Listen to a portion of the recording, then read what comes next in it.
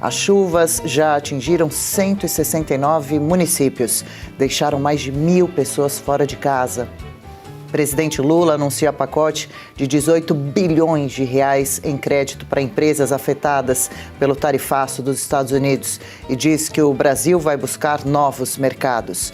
E ainda, Tarcísio de Freitas, governador de São Paulo, vai condecorar o presidente da Argentina, Javier Milei, com a mais alta honraria do estado de São Paulo. E mais, França aprova a lei que proíbe o acesso de menores de 15 anos às redes sociais e se torna o primeiro país da União Europeia a adotar a medida. Tudo isso e muito mais a partir de agora, então o Oeste com Elas está no ar. São 10h04, a gente já começa com esse destaque preocupante, mais uma vez. Tragédia no Rio Grande do Sul. A Defesa Civil informou que as fortes chuvas dos últimos dias já atingiram 169 municípios, deixaram mais de 1.000 pessoas fora de casa, provocaram alagamentos, inundações, quedas de árvores, bloqueios em estradas e danos em pontes e pontilhões. Aí a gente vê um pouquinho das imagens que foram feitas recentemente, ontem mais precisamente, no estado, um drama preocupante, muito grave, mais uma vez, que se repete, hein? Entre os casos que mais chamaram a atenção está a destruição dessa ponte, é a Ponte da Felicidade, no município de Feliz.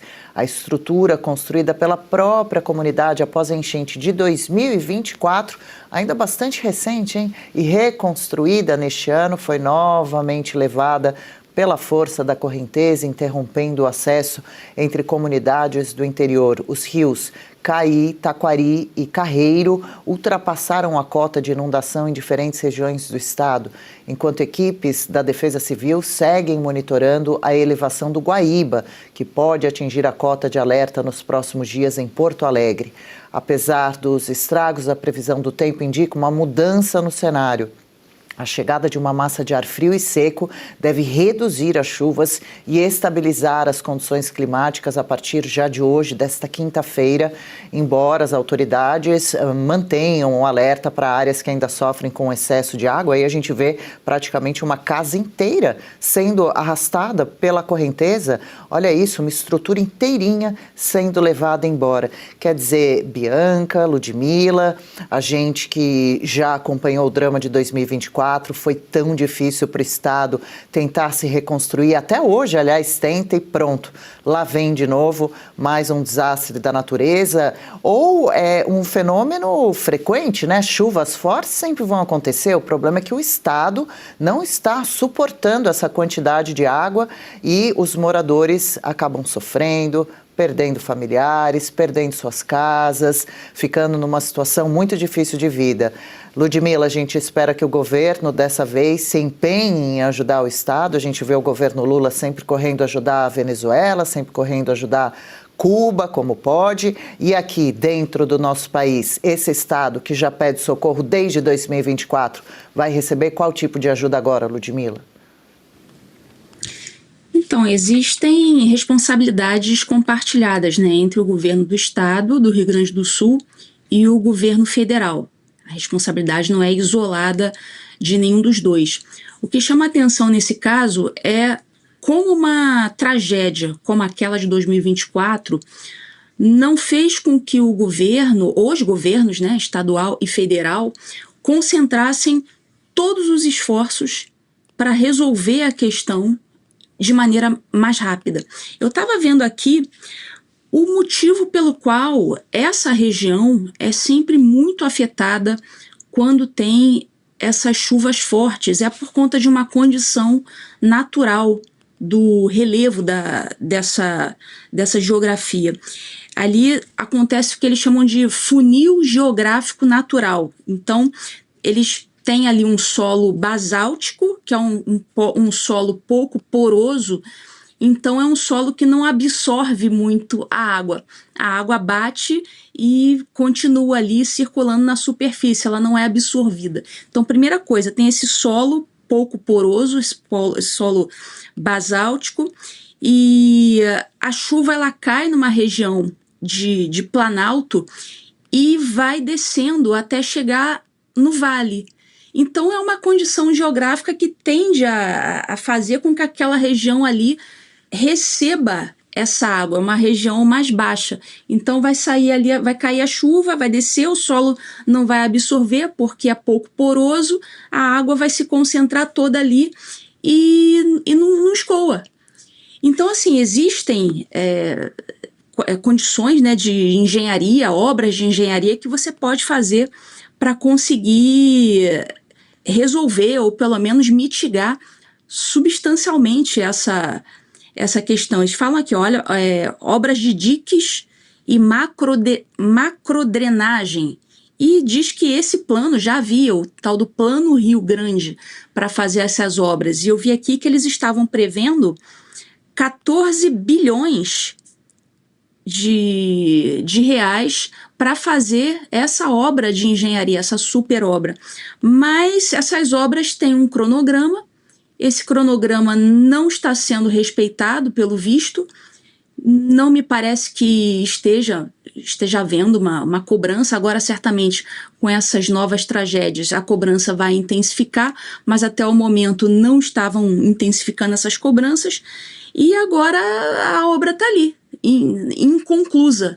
Então, assim, é necessário que a população cobre os seus políticos, cobre o governo do estado, cobre o governo federal, para que isso seja resolvido da forma mais séria possível, porque a gente já sabe, isso não é uma novidade, isso não é uma surpresa que vai acontecer. Oh, meu Deus, estamos surpresos por isso ter acontecido. Não é uma surpresa. A condição geográfica já prevê que isso vai acontecer. Todo ano é igual Petrópolis. Petrópolis, no Rio de Janeiro, todo ano tem chuva, todo ano tem tragédia, todo ano é casa caindo de barranco. Todo ano é a mesma coisa, todo mundo já sabe que aquilo ali vai acontecer. Por que já não há uma previsão disso? Por que já não conclui isso logo? Então existe sim uma responsabilidade entre o governo estadual e o governo federal, que também faz repasse, para concluir isso. Então a pergunta é, por que não estão fazendo? Lembrar que o governador do Rio Grande do Sul é Eduardo Leite, que está no seu segundo mandato, ali nesse importante cargo desde 2023. Só relembrando, Bianca, essas chuvas de maio de 2024 marcaram a maior tragédia climática da história do Rio Grande do Sul.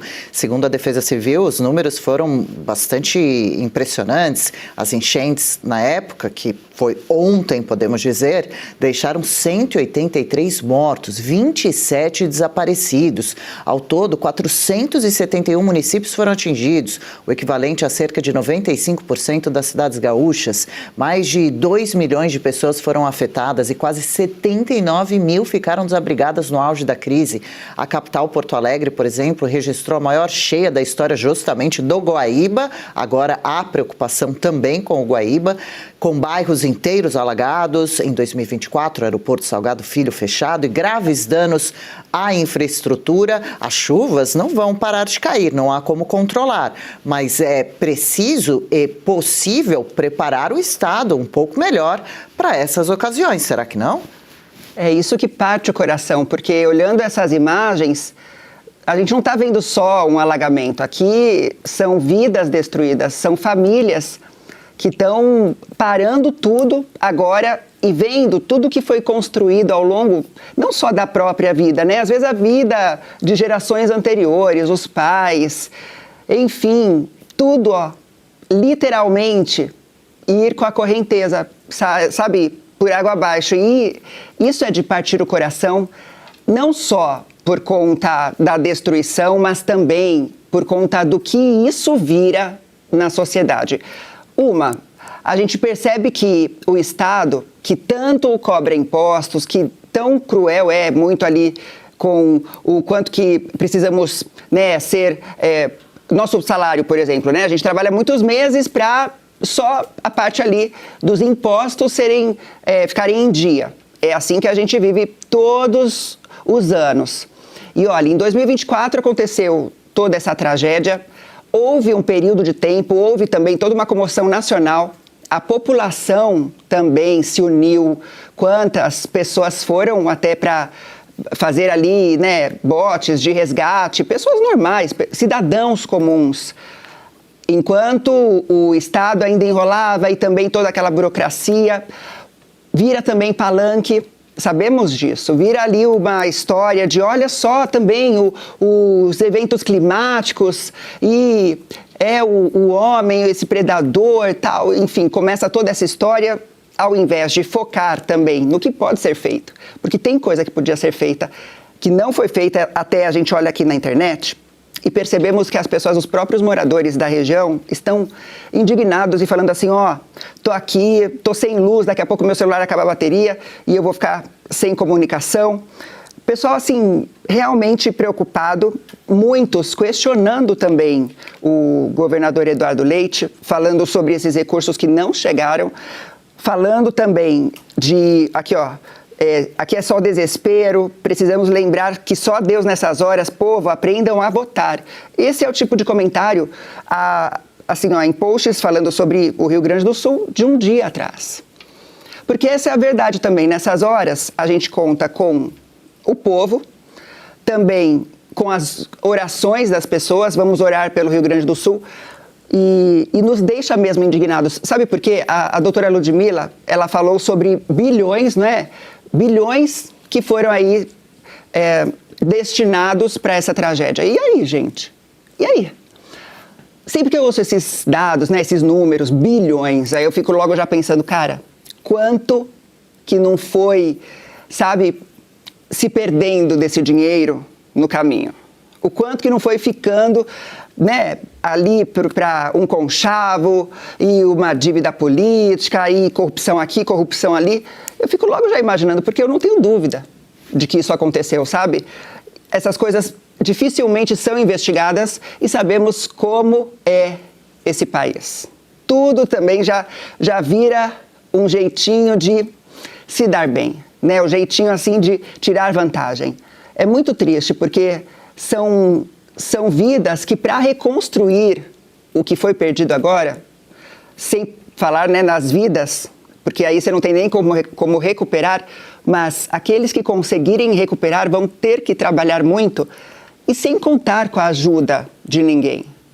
Sem contar com o governo, sem contar com dinheiro público, porque o que eu estou vendo aqui é que as pessoas estão reclamando, se queixando de que não aconteceu nada. E até um dos comentários de gente ali que mora na região fala, desde março têm sido emitidos alertas de que isso ia acontecer, por que nada foi feito? E essa é a nossa pergunta também, por que nada foi feito? Pois é, eu estou dando uma olhada aqui, inclusive, no Instagram do governador Eduardo Leite. Aqui está escrito assim, estamos na sede, a última postagem dele, estamos na sede da Defesa Civil do Rio Grande do Sul, em Porto Alegre, acompanhando de perto a evolução das condições climáticas em nosso estado. Pelo jeito, de nada adiantou, outras postagens todas muito bem feitas no sentido de coloridas, bem editadas, com toques de IA, mas onde está, por exemplo, agora a postagem já com um canal de ajuda, um número de telefone, um endereço de site para que pessoas entrem em contato, possam mais uma vez enviar doações, porque vale lembrar da última tragédia, inclusive a Revista Oeste fez um documentário, a repórter Tawane Catan esteve diversas vezes no Rio Grande do Sul, visitando as famílias, os estabelecimentos, está aí, você pode procurar no nosso site, o Rio Grande Renasce, está no YouTube, o documentário, trata-se de um longa-metragem, mostrando a tentativa de reconstrução do Estado pelas mãos do povo, principalmente, até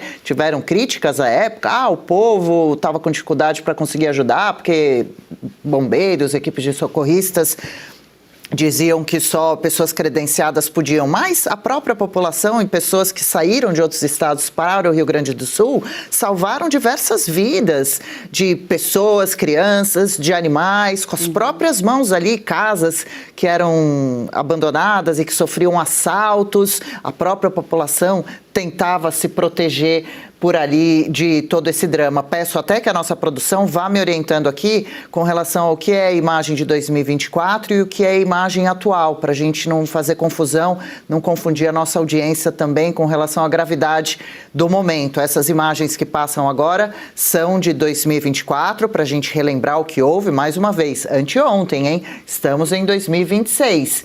E, Ludmila Lins Grilo, te devolvo aqui a palavra de novo, né? nessa época de 2024, a gente sabe que o Rio Grande do Sul é um estado muito produtor, agrícola especialmente, teve um super impacto em hortaliças, batata, arroz e ovos, em valores para a população, porque prejudicou, claro, a produção.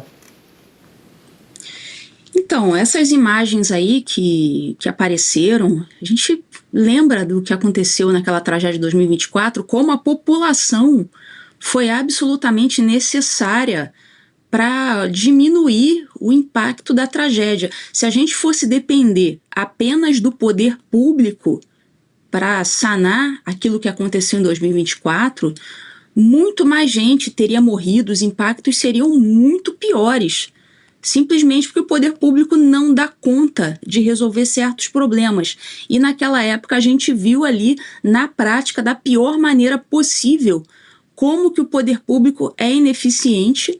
E pior, quem queria ajudar, muita gente foi ajudar, não apenas com dinheiro.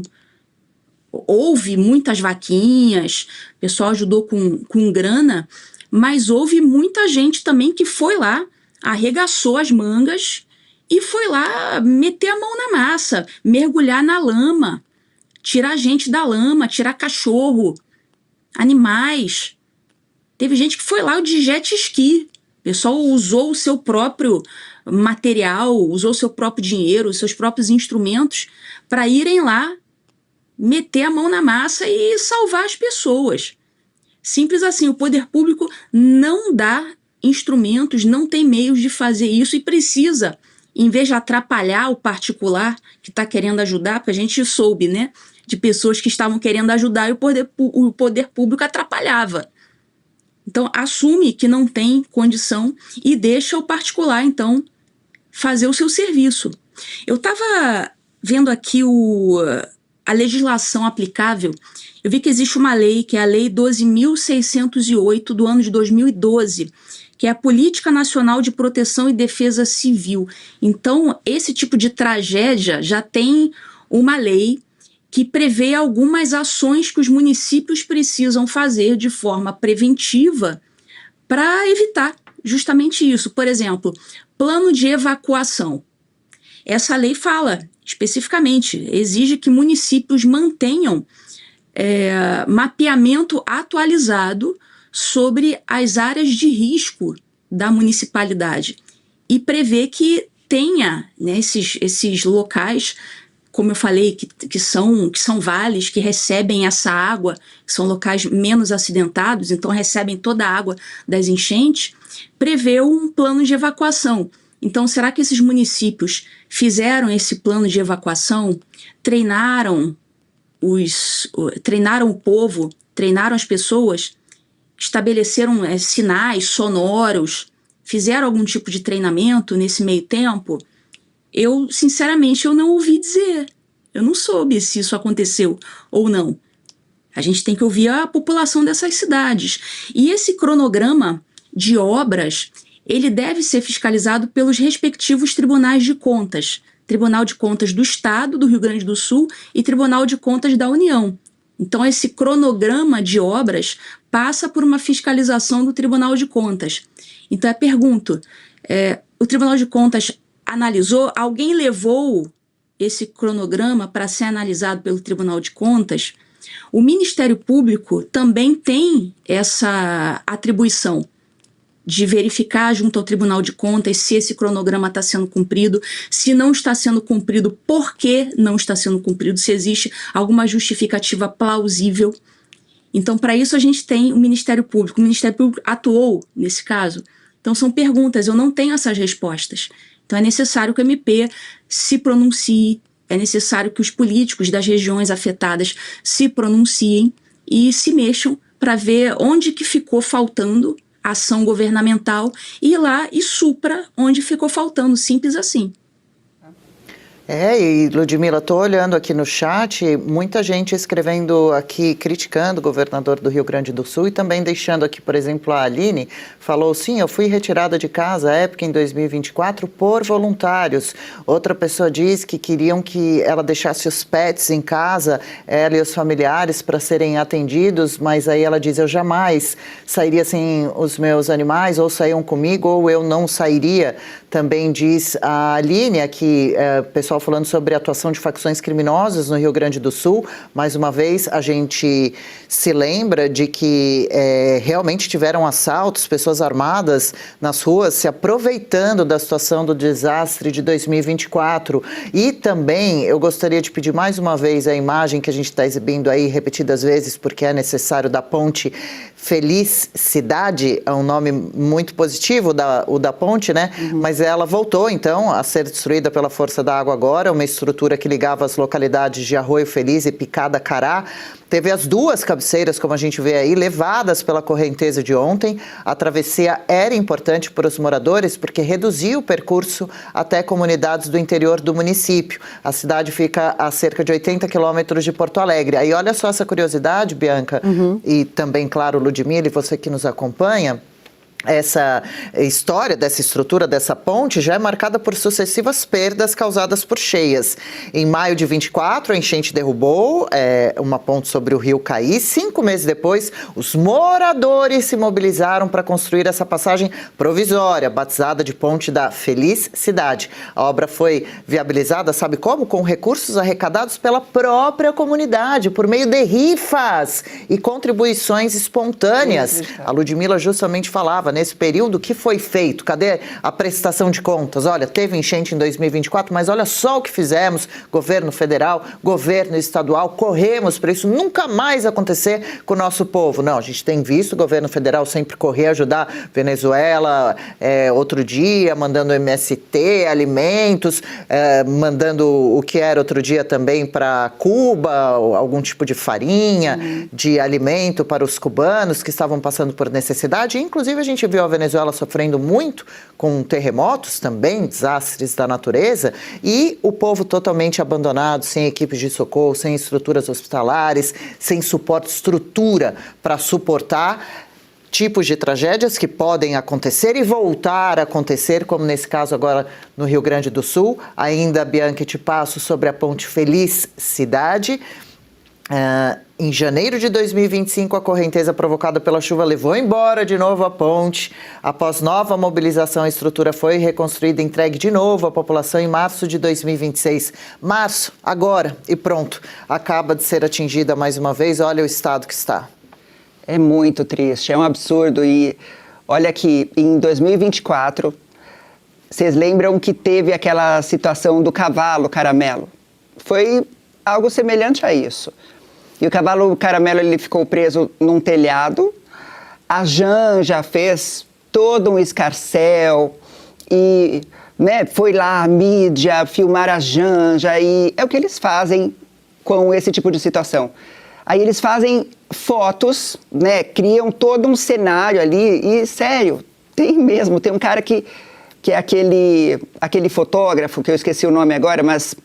Cara, depois eu pego aqui o nome dele, que é o fotógrafo do Lula. Ele está sempre buscando montar ali o cenário do quê? Da narrativa. Mais uma vez a famosa narrativa, porque eles posam como quem se importa. E é isso que muitos políticos fazem. Eu não estou nem falando aqui só políticos do PT, tá bom? A gente tem que olhar com muita seriedade para esse tipo de situação, porque aqueles que prometem e não cumprem, eles têm que ser punidos. Como? Nas urnas. Você não pode dar de novo o seu voto para quem te falou uma coisa e fez outra. Porque é esse tipo de situação a consequência.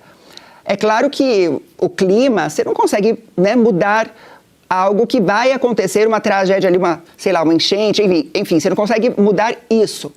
Mas até engenheiros, eles trazem que existe um caminho, existe um jeito. E por que isso não é praticado? Por que isso não é executado? E com muita pressa, com urgência. A gente sabe, olha, aqui pelo estado de São Paulo, que recentemente até o governador Tarcísio, ele entregou obras que estavam prometidas por governos anteriores há diversos mandatos. E a coisa, por exemplo, assim, metrôs, né, que só eram... não, é na próxima, fica para a próxima. E ele finalizou diversas dessas estações, diversas dessas promessas, para poder falar assim, é possível. Ele é um bom gestor, é inegável isso. Então, quer dizer, a gente percebe que existe muito disso, de uma procrastinação, porque enquanto o político ele vai ali enrolando o povo, e o povo começa a achar que é mesmo tão complicado. Não, mas, puxa, não deu, né? Não dá. Cara, claro que dava. Dava se aquele recurso tivesse sido usado para o que realmente era para ter sido usado. Acontece que não é usado.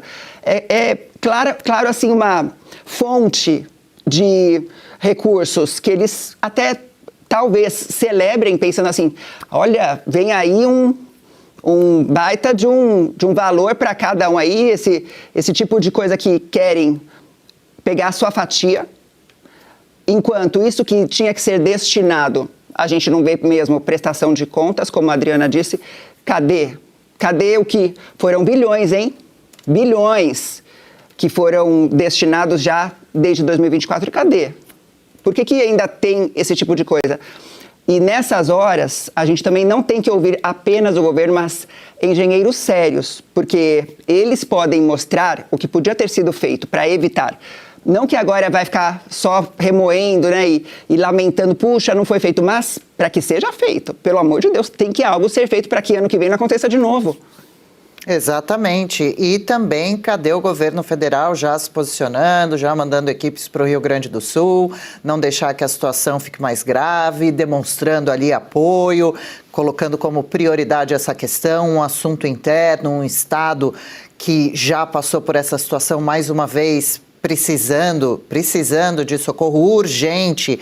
E eu estava me lembrando aqui, viu, Ludmila, e fui puxar, acho que a Bianca também estava falando há pouco do fotógrafo de Lula, o Ricardo Stucker, que vai com ele por todos os lados, até a Ludmila também soprou aqui pra gente o nome, já está com Lula há 23 anos, esteve lá fazendo algumas fotos estratégicas, demonstrando apoio à região depois de muitas críticas, mas a primeira-dama, Janja da Silva, foi alvo de críticas nas redes sociais em setembro de 2023, durante uma viagem oficial à Índia para a cúpula do G20. Vocês se lembram? A gente exibiu aqui em Oeste com elas. Ela publicou um vídeo comemorando, fazendo uma dancinha, a chegada ao país, afirmando que iria sair dançando pela Índia, de tão alegre que estava. O registro gerou uma tremenda repercussão negativa. Ela correu apagar a postagem, porque coincidia com o momento em que cidades do Rio Grande do Sul enfrentavam já graves enchentes e esse número de mortes, mais de 100, quase 200 mortes registradas na tragédia anterior, recente ainda,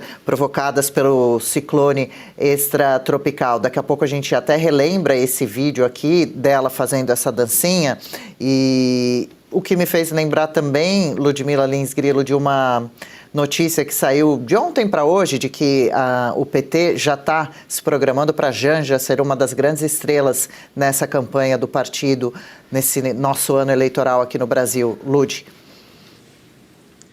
Bom, a Janja é uma pessoa sem categoria. É uma pessoa sem categoria. Ela viaja, ela não tem nenhum interesse em ajudar nas coisas do Brasil. Ela tem interesse apenas em circular ali pelo downtown, fazer as suas compras em lojas de marca, simplesmente sair nas fotos, levar louros por méritos que ela não tem. Esse é o papel da Janja, é comprar sofá de 50 mil reais para colocar na casa dela, levar cabeleireiro, levar maquiador. É isso, a Janja é isso aí. Quero saber o dia que o Lula não for mais presidente, ou não for reeleito, se Deus quiser não vai ser reeleito, ou não for reeleito, ou enfim, ele já está idoso, o dia que ele, partir dessa para melhor, o dia que o Lula não for mais presidente por qualquer motivo, ou por não reeleição, ou por morrer, ou porque resolveu se aposentar, enfim, a Janja, acho que a vida dela vai perder todo o sentido. Ela não vai ter mais o que fazer na vida.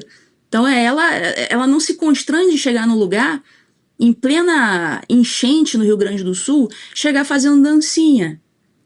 Quer dizer, olha a preocupação dela. Esse tipo de coisa, a pessoa ela pode ser julgada pelos seus atos, menos pelas palavras e mais pelos seus atos. E você veja, quais são os atos da Janja? São esses. É a ofensa ao Elon Musk, quem também não se lembra, o fuck o Elon Musk. Ela não tem categoria nenhuma. E quer dizer, eu até acho bom, sinceramente, você falou aí, Adriana, você falou que ela está sendo cotada para ser ali a estrela, a garota propaganda da campanha do Lula. Eu acho bom, porque pelo que a gente sabe, a própria esquerda não vai muito com a Janja. A Janja é uma pessoa, eu suponho que ali no dia a dia, no pessoal, ela seja uma pessoa um pouco difícil de lidar. E é isso que a gente ouve a respeito dela, que ela é assim como era a Dilma.